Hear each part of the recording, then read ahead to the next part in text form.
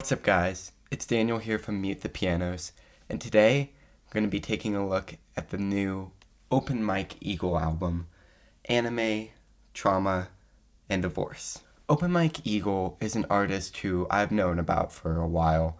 I actually first heard about him on his feature on a wax project from back in the day, and I really liked it. I really love his rapping style. And I had also just listened to his most recent project, Brick Body Kid Still Daydream, and I absolutely loved it. I think it's one of the most underrated rap albums of the past decade.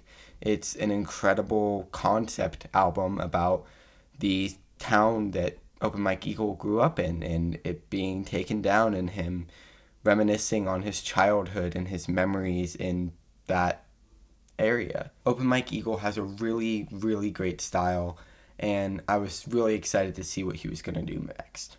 And this new album here feels sort of like an off-the-cuff album. It feels less focused, less conceptual in certain ways than his previous effort. Not that there aren't still many themes being explored on this album. It just feels less like he's trying to present them in a more cohesive and a more thought out way. This album feels more like a mess. But I don't think that that is a detriment to the album necessarily, because this album's all about messes. It's all about his life kind of falling apart. If you've been following Open Mike Eagle at all, you'll probably know that he's had a divorce recently, as well as his TV show being canceled and a label that he was a part of pretty much being shut down. And so it's been pretty rough for him. He kind of feels like everything's collapsing around him. And that kind of feels perfectly embodied by that title, Anime, Trauma, and Divorce. It really sums up the three themes that he talks about the most on this album. We see these themes of anime straight from the first track, Death Parade, which is named after one of his favorite animes. And I'm gonna be honest, I really don't know much about anime.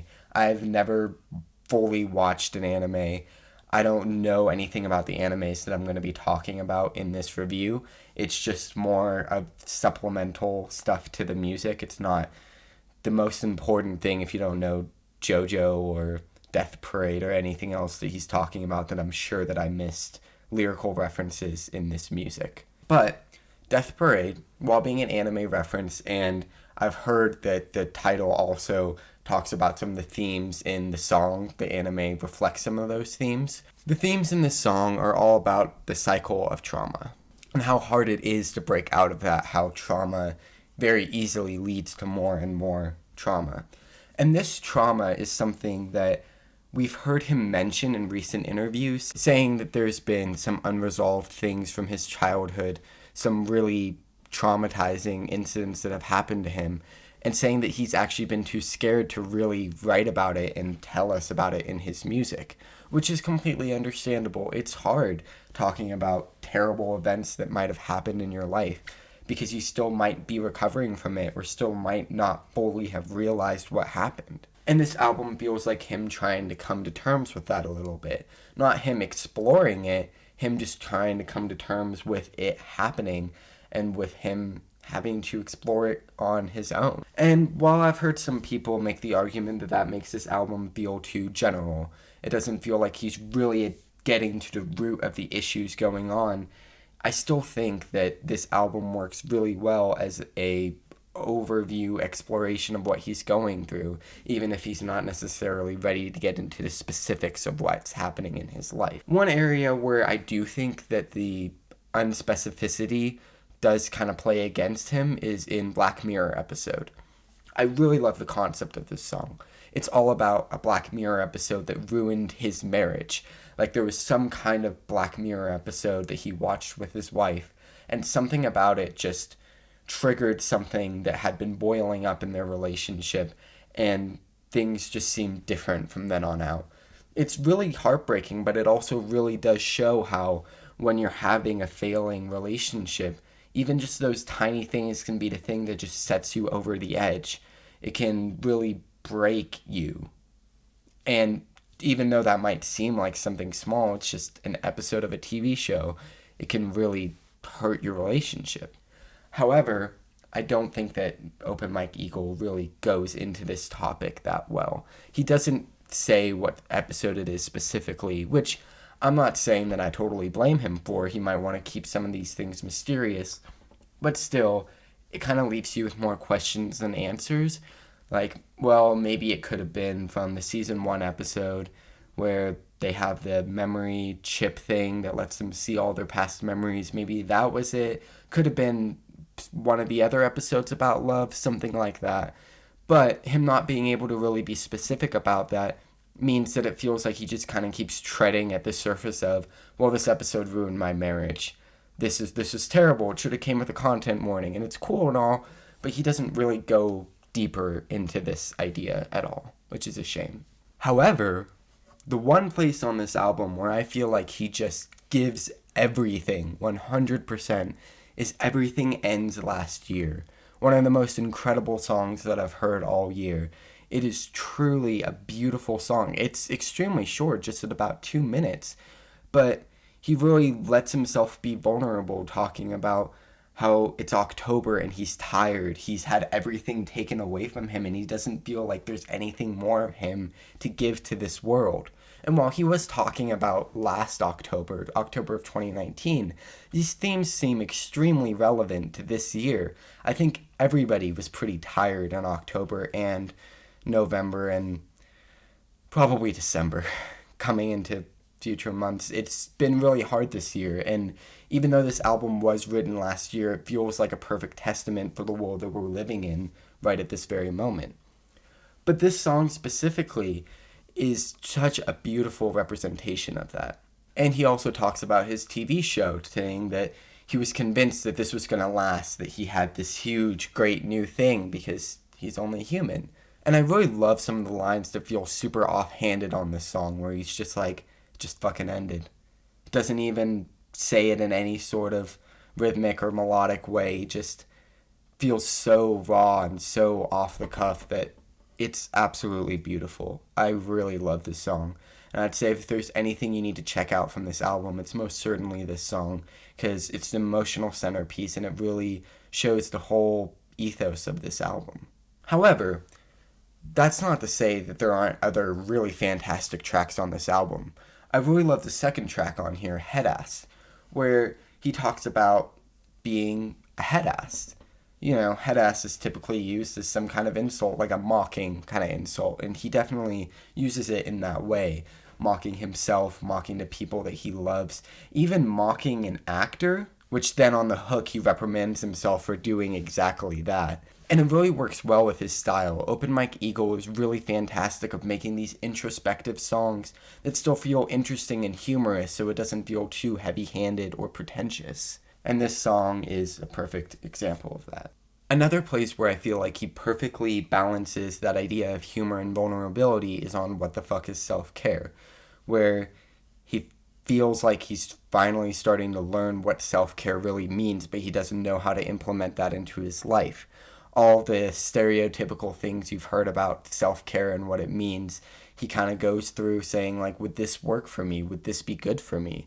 And it doesn't really feel like he comes to a definite conclusion at the end of the song, which makes sense. It's hard to know what's good for yourself, what makes you happy, what helps you when you're going through the stuff that he's going through. But it feels like he's teaching himself to give it a try, which is what's really the most important thing. Even if you don't necessarily know how to help yourself, if you're trying every day to find things to make you happy and that let you better yourself to do good things in the world, then that's what's really important.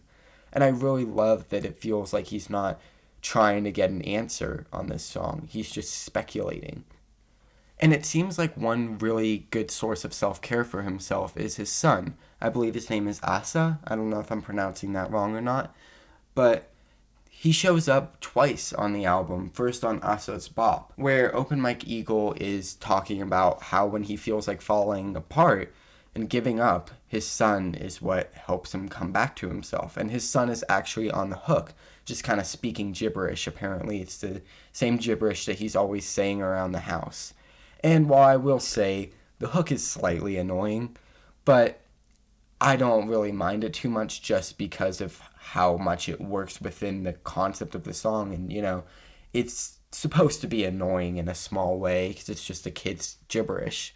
And I'm sure that Open Mike Eagle finds it less annoying than we would because of how much he loves his son. But that being said, it's still a little bit annoying. I still really like the song though. And the other place that Asa shows up is on the very end of the album, 15 20 Feet Ocean Na. And this is a live performance, and I really love this song. But it has one fatal flaw, and that's that it's mixed way too low. I can barely hear what they're saying. Like, I remember the first time I heard this, I thought there was like something wrong with my headphones, but no, it's just a problem with this song. The live performance, I guess, wasn't mic'd right or something. I don't know why they didn't just turn it up in post-production, because everything is just way too quiet, and it's really disappointing, especially because I love the song so much. It's kind of a duet between him and his son. So I don't know why they didn't just put in the extra step to make it a normal volume, but I don't know, maybe there's something that I'm missing.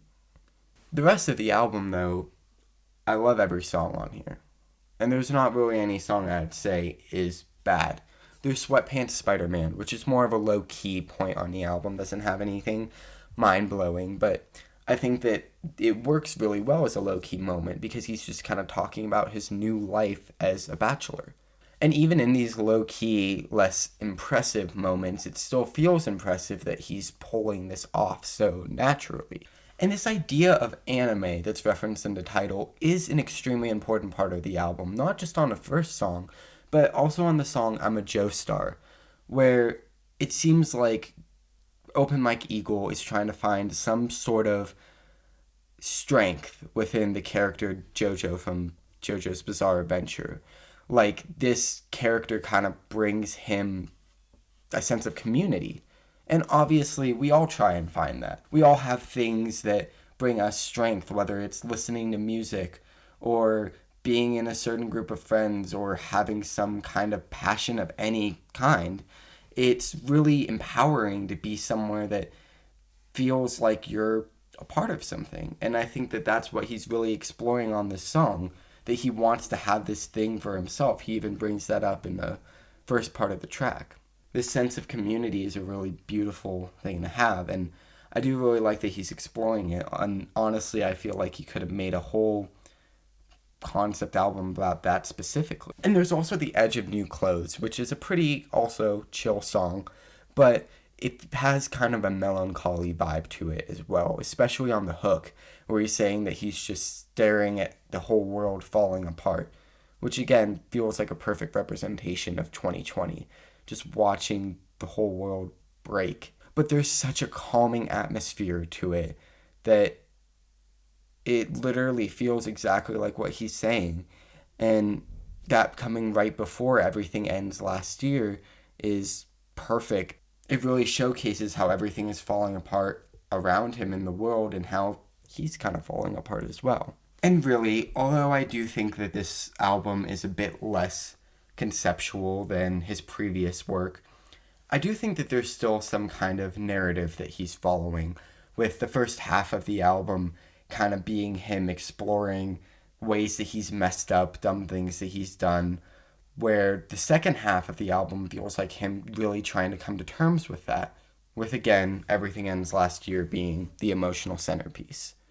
And the ending to this album, besides the very last track, is a pretty good finisher to the album. The lyrics are a little bit cryptic, although I've noticed it's a lot about airplanes. He's making a lot of references to airplanes, which makes sense given the name Airplane Boneyard. But I'm not sure exactly what he's trying to say. I did get some themes of acceptance and being able to move on, though, which I really liked. And in addition to the lyrics, the production on this thing is fantastic from front to back. There's some really, really beautiful melodies here, and the vocal mixing is really good on certain points, especially on the post-chorus of the opener. I really, really, really love that vocal mixing. And yeah, that's pretty much it overall. I don't think that this was one of the most complex albums ever, especially since I don't know anything about anime. So I can't really speak on those themes as much as somebody who does know a lot about the animes that he's talking about might be able to. But regardless, I thought that the music behind this thing was really, really fantastic for the most part. There were a few hiccups, unfortunately, both on the tracks where his son is featured, which, while I do really love that concept, I just think both times it doesn't work that well in execution, which is unfortunate. But besides that, a really interesting album, and I'm really interested to see where he goes next, if he's going to explore these themes more on his next album, maybe in a bit of a more focused way. But yeah, this was a really good album. I'm really enjoying it. Excited to see where he goes next. Not quite as good as Brick Body Kids, but still great addition to his discography. I'm feeling about a 7.8 on this album. And that's pretty much my thoughts. Let me know what you thought about this album in the comments below. If you thought it was his best yet, or kind of unfocused, or anywhere in between. And let me know what I should review next. But yeah, besides that, have a good rest of your day, everyone.